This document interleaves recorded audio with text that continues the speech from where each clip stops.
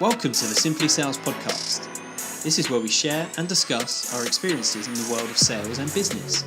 Each week, we will provide you with actionable content to help you improve your sales game. Thank you for taking the time to listen. We hope you enjoy this episode. Welcome to episode 15 of the Simply Sales podcast.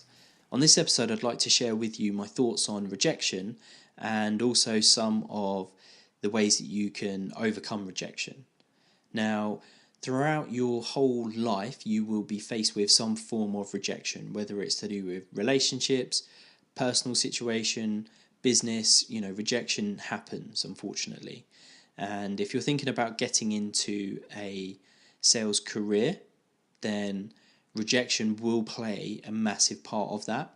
Now, for myself as a recruitment consultant, rejection happens on a daily basis, whether that's from clients, candidates, job offers, clients not turning up for interviews, or even worse, you've gone through the whole process, someone's been offered a role, they've accepted, they've worked a notice period, and it comes round to their first day at their new employer, and they just disappear off the face of the earth.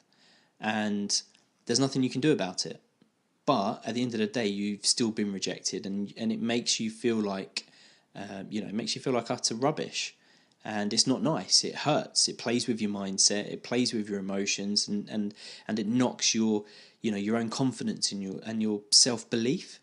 Now, at this point, when you're feeling low emotionally, you could look for a temporary fix like alcohol. You could go for a beer or whatever, or even some form of retail therapy. You could go and buy yourself something.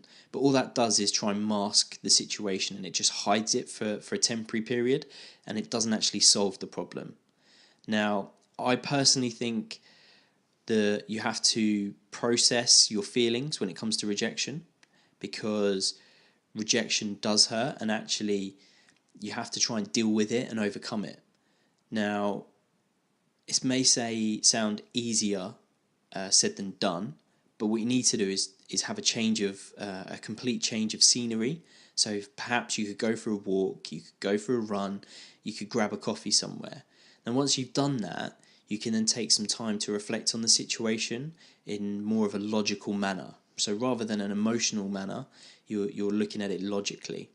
Now, when it comes to rejection in business, we always blame ourselves when we're rejected, but it's rarely anyone's fault. It's just a decision. It's a business decision. It's never personal. And that's the hardest thing to try and overcome, because you think maybe you've done something wrong, or they don't like you, and all of those things then just spiral out of control. Now, once we're in a logical frame of mind, we can then see things a lot clearer.